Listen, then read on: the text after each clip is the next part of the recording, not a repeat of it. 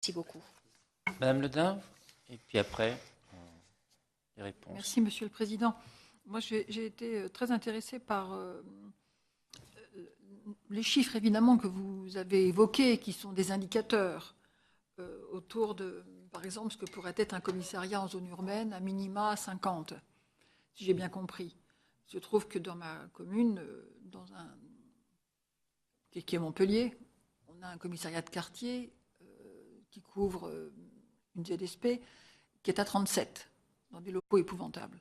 Mais je comprends donc d'autant plus le souhait, la volonté du ministre Manuel Valls d'utiliser autant que faire se peut le personnel, on va dire volant, dans les ZSP, parce que le besoin est vraiment nécessaire et important.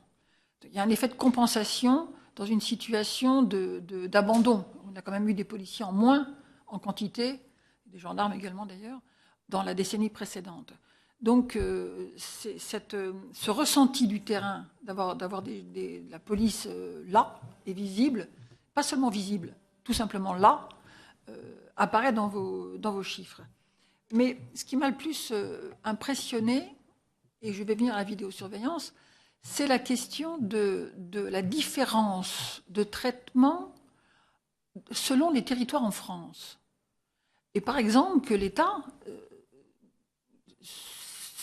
considère comme normal dans son métier de se faire accompagner en termes de prévention dans l'ouest de la France par les polices municipales et en compensation de mission dans le sud de la France. Je trouve que je suis dans le sud de la France.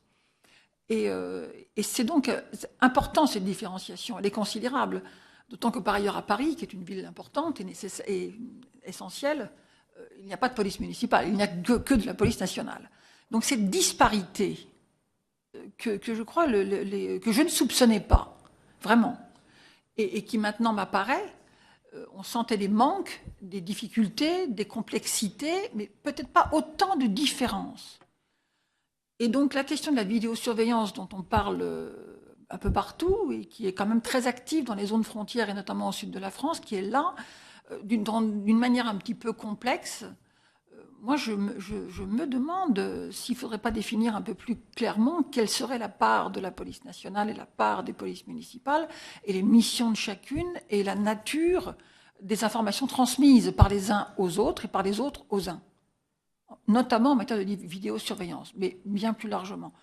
Donc, Monsieur le Président, le chantier que vous avez en main me paraît, je ne dirais pas colossal, parce qu'en fait, il se borne au fil des auditions, mais indispensable et nécessaire. Il y a véritablement une clarification des fonctions des uns et des autres à mettre en place.